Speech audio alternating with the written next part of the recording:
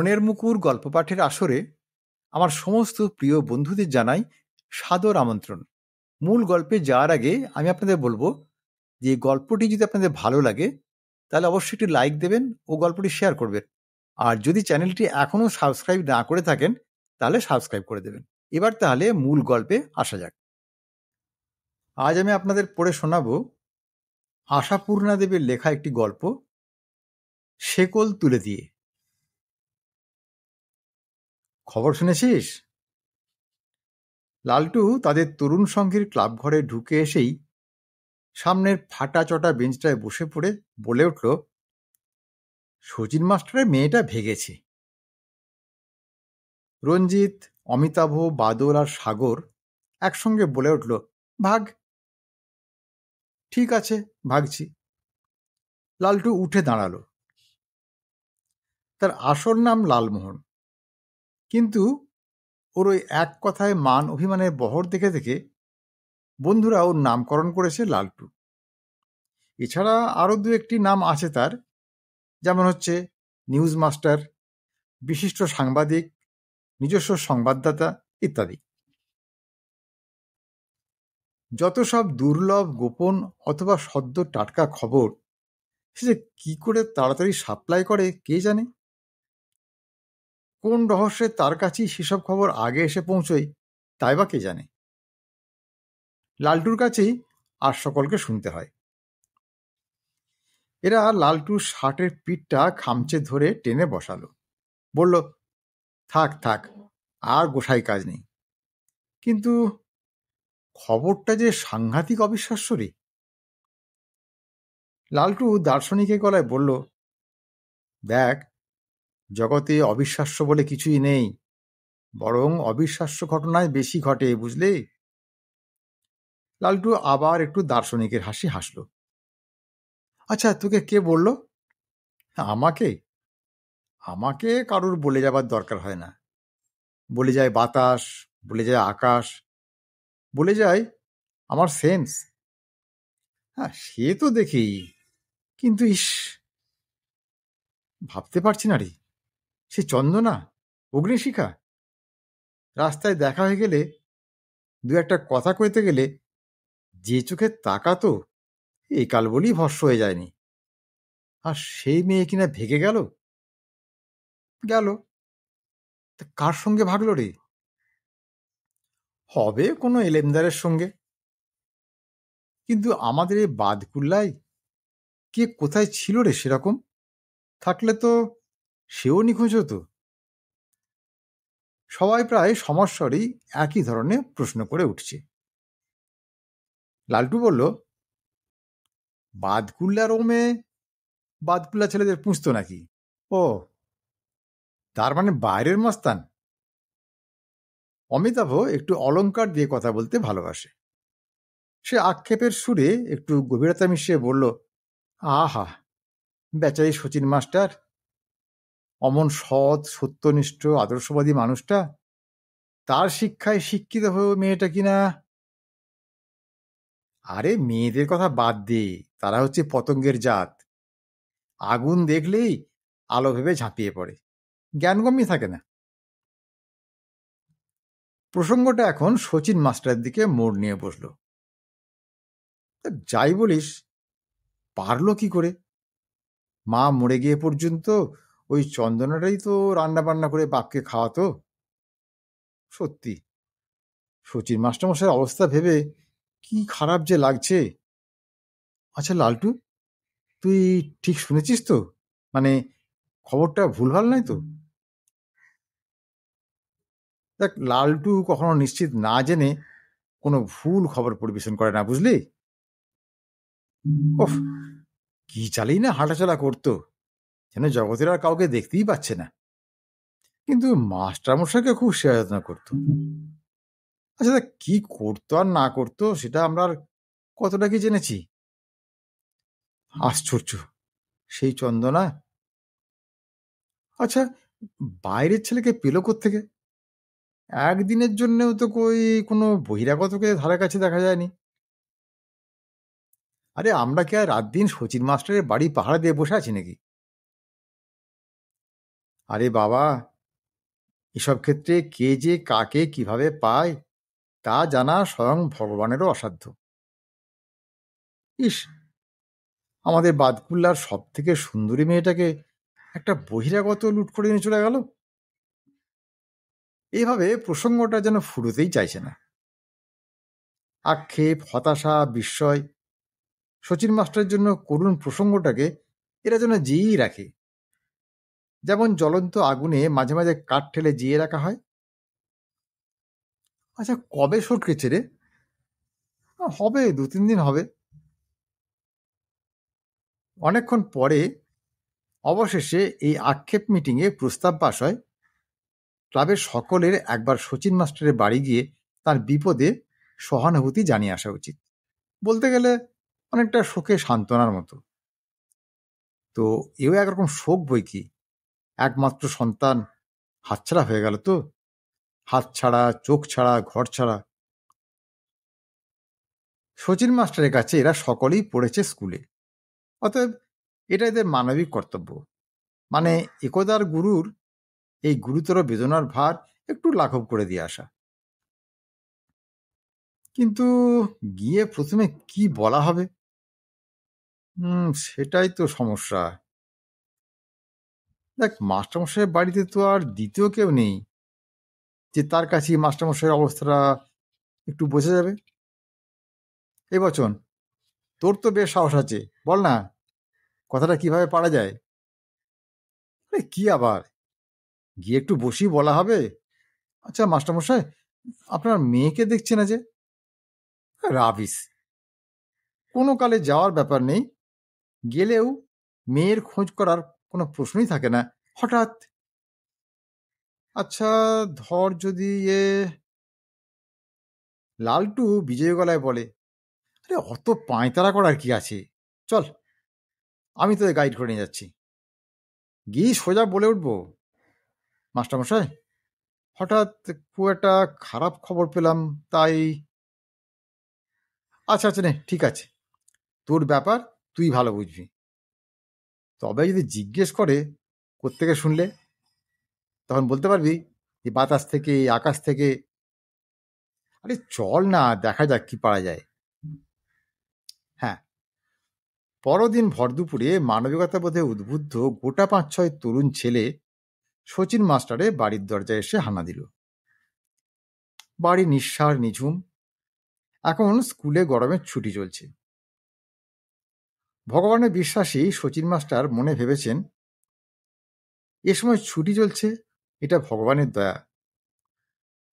সকালবেলা বিছানা উল্টে রাখা চৌকিটায় শুধু কাঠের উপর পড়ে থেকে এই ভরদুপুর পর্যন্ত শচীন মাস্টার বোধহয় ভগবানের দয়ার কথাই চিন্তা করছিলেন।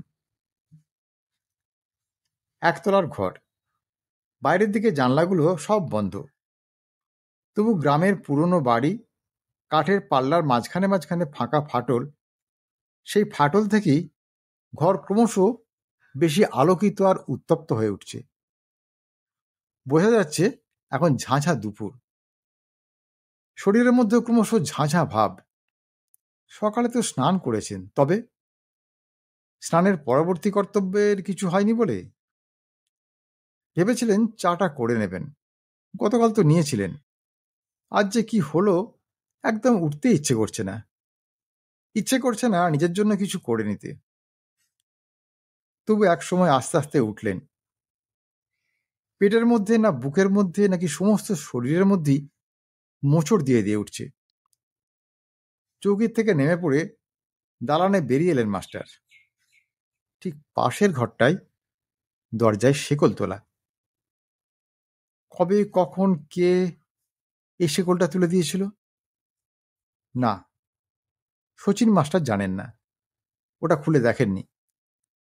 ভিতরের দৃশ্যটা কি হতে পারে ভাববার চেষ্টাও করেননি। ওই ঘরটার পাশেই আর একটা ছোট ঘর, সাবেককালের ভাড়ার ঘর। মাস্টারগিন্নি গত হওয়া পর্যন্ত ওটাতে রান্না ভাড়ার 2 কাজেই ব্যবহার হয়। উঠোন পার হয়ে কে যাবে রান্নার চালের নিচে উনুন জেলে রাঁধতে? চন্দনা নামের একটা উজ্জ্বল দীপ্তি এই ঘরটার মধ্যে শুধু 2টো কেরোসিন স্টোভ জেলে কত কি করে তুলতে পারত। স্টোভটা কাল একবার জেলে ছিলেন শচীন মাস্টার, চা বানিয়েছিলেন। সেই সরঞ্জামগুলো মাটিতে ছড়ানো। সেদিকে একটা বিতৃষ্ণার দৃষ্টিতে তাকিয়ে শচীন তাকের উপর রাখা দু একটা কৌটো খুললেন। ডাল, চিনি, সুজি, ও একটার মধ্যে 4টি চিঁড়ে। এদিকে ওদিকে একটু তাকিয়ে একটা কানা উঁচু থালা হাতে তুলে নিলেন মাস্টার। তার মধ্যে কৌটোটা কাত করে কিছু চিঁড়ে ঢেলে নিয়ে বেরিয়ে এলেন। দালানের শেষ প্রান্তে উঠোনের দিকে দরজাটা খুলে বেরিয়ে এলেন। এখানে একটা সাবেকি ইন্দিরা আছে, আছে টিউবওয়েল। খানিকটা ছাড়া জমি বেড়া দিয়ে ঘেরা। বেড়ার একদিকের গায়ে একখানা ছেঁড়া ছেঁড়া তোয়ালে ঝুলে পড়ে রয়েছে। শচীন কখনো গামছা ছাড়া তোয়ালে ব্যবহার করেন না। শচীনের কোনো শখ শৌখিনতা বালাই নেই। তবু কিছু কিছু শৌখিন জিনিস আসে এ বাড়িতে, অর্থাৎ এসেছে এ যাবৎ। অথচ সেই শৌখিন মানুষটা রেঁধেছে, বেড়েছে, বাসন মেজেছে, সাবান কেচেছে, জল তুলেছে, বাড়িঘর মুছেছে, উঠোন ঝাঁট দিয়েছে, দরকার হলে কয়লা ভেঙেছে, উনুন ধরিয়েছে। কষ্ট করে নয়, অবলীলায় করেছে। যেমন অবলীলায় সেই কাজের বোঝাটা ঝেড়ে ফেলে। অবলীলায় কি? চিনের থালাটাকে এক হাতে ধরে অন্য হাতে টিউবওয়েলটা একটু খেচাং করলেন। ঝপাত করে খানিকটা জল বেরিয়ে এলো, খানিকটা চিঁড়ে ছড়িয়ে পড়ল। আর ঠিক এই সময় উঠোনের ওই বেড়ার একটা বাঁশ ঠেলে জোনা 5-6 তাজা তরুণ এসে ঘরে ঢুকল।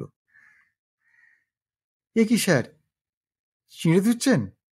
হ্যাঁ, মানে পেটটা তেমন নেই, কিন্তু তোমরা হঠাৎ এ সময়?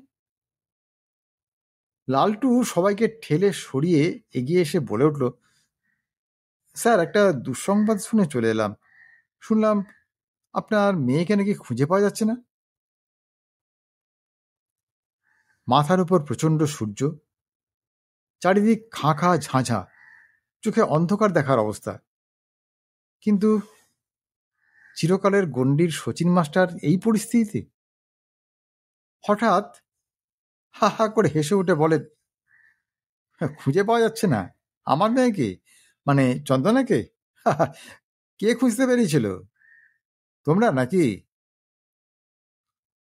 লালটুকে পিছন থেকে দারুণ একখানা চিমটি কাটল বচন। বাকিরা 2-4 পা পিছিয়ে গেল। লালটু একটু এদিক ওদিক তাকিয়ে বলল, না মানে একজন বলছিল আর কি। ও, একজন বলছিল, ভালো ভালো। আর তোমরাও তাই। দেখো বাপু, নেহাত তোমরা আমায় খুব ভালোবাসো, ভালোবেসে এসেছো, তাই কিছু বললাম না। আর কেউ হলে এরকম কথার জন্য তাকে পুলিশে দিতাম, বুঝলে? আরে বাবা, সে গেছে কলকাতায় তার মামার ছেলের বিয়েতে নেমন্তন্ন, তার কৃষ্ণনগরে মাসি এসে সঙ্গে নিয়ে গেছে, আর তোমরা ফুলিয়া তুলে দিলে? ছি ছি ছি, মাফ করবেন স্যার, হঠাৎ এরকম খবর শুনে। তাড়াতাড়ি সবকটা একসঙ্গে স্যারের পায়ের ধুলো নিয়ে সেই বেড়ার দরজা দিয়ে গলে বেরিয়ে গেল। রাস্তায় পড়ি একযোগে সবাই মারমুখী হয়ে লালটুকে ঘিরে ধরে। ইয়ার মস্তান ফক্কর, ভালো করে না জেনে কিছু বলো না তুমি, না? এমন একটা ডাহা মিথ্যে নিয়ে তুমি গুল দিতে এসেছিলে আমাদের। শচীন মাস্টার ঠিকই বলেছে, আর কারো কাছে হলে পুলিশের হাতে পড়ে আড়ং ধুলায় খেতে হতো, বুঝলে? লোকটা নেহাত ভালো মানুষ বলেই এই যাত্রা পার পাওয়া গেল। লালটু মিনমিন করে বলল, মাইদি বলছি, বিশ্বাস কর, খুব লোকের কাছে। তাহলে বিশ্বাস করতে হয় স্যার মিছে কথা বলেছেন। পূবের সূর্যি পশ্চিমে উঠেছে শুনলেও তো সত্যি লালটু দেখালি বটে একখানা। এই ছেলেকে নদীর এপারে পুঁতলে ওপারে কাজ করা যাবে। ওরা চলে গেলেও শচীন মাস্টার অনেকক্ষণ রোদের মধ্যে দাঁড়িয়ে রইলেন। তারপর ভাবলেন, আমি এখানে কেন? মনে পড়ল, নিদারার পাড়ের উপর রেখে দেওয়া চিনের থালাটার দিকে তাকিয়ে দেখলেন, দেখতে পেলেন না। এক ঝাঁক কাক এসে সেই জায়গাটায় ঝাঁপিয়ে পড়ে মহোৎসব লাগিয়েছে। দেবী তো। মাস্টার মনে মনেই চেঁচিয়ে উঠলেন, দেবে না? মুখের সামনে খাদ্য পড়ে থাকতে দেখলে কেউ ছাড়ে? বেশ করেছে, ঠিক করেছে। কাকগুলোর কি বুকজোর, ভয় নেই, গ্রাহ্য নেই, খেয়াল নেই যে তাদের খাদ্যের মালিক সামনে দাঁড়িয়ে। কেনই বা খেয়াল করবে? মালিক তো ঢিল পাটকেল ছোঁড়া দূরের কথা, একটু হুঁশও করছে না। তবে থাক, প্রাণ ভরে খাক। ফিরে এলেন। দালানের দরজাটা যে খোলা পড়ে এলো খেয়ালই করলেন না, কিংবা গ্রাহ্য করলেন না। বন্ধ থাকলেও তো গরু, ছাগল, কুকুর, বেড়াল এসে ঢোকে। টুলের উপর বসানো সরাইটা কাত করে এক গ্লাস জল ঢালতে গেলেন। সিকি গ্লাসের বেশি হলো না। ফুরোবার পর না ফুরলে এছাড়া আর কি হবে? সেটুকু গলায় ঢেলে আবার চৌকিতে বসলেন। আর সর্বদা দেখে দেখে পুরনো হয়ে যাওয়া এই ঘরটার চারিদিকে কেমন যেন অবাক চোখে তাকিয়ে দেখতে লাগলেন। এই পুরনো বালি খসা ঘরের দেয়ালটাও এভাবে সাজিয়ে রেখেছিল সেই চন্দনা নামে মেয়েটা, যে নাকি হঠাৎ কর্পূরের মতো উবে গেল। দেয়ালে যেখানটা বেশি বালি খসা, অসুন্দর, তার উপর চন্দনা একটা কিছু ঝুলিয়ে রাখতে, হয়তো একটা ক্যালেন্ডারের ছবি, যার তারিখগুলো এখন অতীতের কোটায়, তাই সে অংশটি বাদ দেয়া নিপুণভাবে। হয়তোবা নিজেরই হাতে তৈরি একটা কার্পেটের ছবি। এক জায়গায় একেবারে ইঁটই বেরিয়ে পড়েছিল। রোজ বাপের সঙ্গে রাগারাগি করত, বাড়ি মেরামত নিয়ে বলতো, দেখো বাবা, যেন দেওয়ালটা আমাদের দিকে তাকিয়ে দাঁত খিঁচিয়ে ব্যঙ্গ হাসি হাসছে। আবার সেখানটা ঢেকেও রেখেছিল কোত্থেকে কেনা একটা মুখোশ দিয়ে, মাটির মুখোশ, একটা সাঁওতাল মেয়ের মুখ। শখ করে একটা মোটা গোছা ধানের শীষ ঝুলিয়ে রেখেছে দেয়ালের একখানে। উজ্জ্বল মুখে বলেছিল সেদিন, খুব সুন্দর দেখাচ্ছে না বাবা? কত ছোটখাটো জিনিস দিয়েও সুন্দর দেখানো যায়। সুন্দরের প্রতি ছিল তার বড় মোহ। শচীন মাস্টার অবাক হয়ে ভাবলেন, অথচ তার বাবার জীবনের চেহারাটা হঠাৎ কি অসুন্দর করে চলে গেল। সমস্ত পৃথিবী তার দিকে তাকিয়ে দাঁত খিঁচিয়ে ব্যঙ্গ হাসি হাসবে এখন। আর সে হতভাগাকে এখন সেই নির্লজ্জ ভাঙাচোরা দাঁত বার করা জায়গাটা ঢাকতে ধানের শীষ ঝোলাতে হলো, ক্যালেন্ডারের ছবি ঝোলাতে হলো, বসাতে হলো মাটির মুখোশ। উঠলেন, আবার একটু জল খেতে গেলেন। নেই। গেলাসে তলানটুকু নিঃশেষ করলেন, তারপর আবার বসে পড়লেন। আর এখন ভয়ঙ্কর অবাক হয়ে ভাবলেন, সারা জীবন দেখে দেখে অবাক হয়ে ভেবেছি, মানুষ কি করে গড়গড়িয়ে মিথ্যে কথাগুলো বলে, বলে কোনো যন্ত্রণা পায় না, কি করে হয় এমন? আর অথচ এখন এই আমি সেই কাজই করলাম। গড়গড়িয়ে কি পরিষ্কার ভাষায় মিথ্যে কথাগুলো বলে গেলাম। বেঁধে গেল না, হোঁচট খেলাম না, বরং হ্যাঁ, বরং যেন বেশ আত্মপ্রসাদী বোধ করলাম, বেশ গুছিয়ে বলতে পেরেছি বলে। তার মানে আসলে ওটা কোনো ব্যাপারই নয়, আর জগতে অবিশ্বাস্য বলেও কিছু নেই। দুদিন আগেও কি শচীন মাস্টার ভাবতে পারত যে একগাদা মিথ্যে কথা বলে বেশ স্বস্তি বোধ করা যায়? নিজেকে বাহাদুর মনে করল। আহা, ভগবানের কি করুণা! কেমন সঙ্গে সঙ্গে মুখে এসে গেল, আমাকেও যেতে হবে। ব্যাস, ভবিষ্যৎ নির্দিষ্ট হয়ে গেল। এখন বাড়ির বাকি সব দরজাগুলোয় শেকল তুলে দিয়ে বেরিয়ে পড়ার পালা। সে শেকল খুলবার দায় আর থাকবে না শচীন মাস্টার নামের লোকটার। আহ, কি মুক্তি, কি মুক্তি! শেকল তুলে দিয়ে সেটা আর ফিরে এসে খুলতে হবে না ভেবে এমন মুক্তির স্বাদ পাওয়া যায়।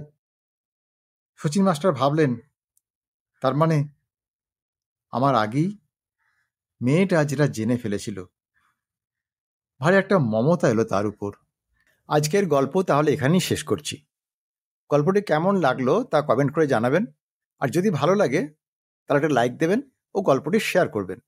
আর যদি মনের মুকুর চ্যানেলটি এখনও সাবস্ক্রাইব না করে থাকেন তাহলে এখনই সাবস্ক্রাইব করে দিন। আজ তাহলে আসি বন্ধু, খুব শীঘ্রই আবার হাজির হব এরকম একটি সুন্দর গল্পের ভিডিও নিয়ে। ততক্ষণ সবাই খুব ভালো থাকুন, সুস্থ থাকুন, আনন্দে থাকুন। নমস্কার।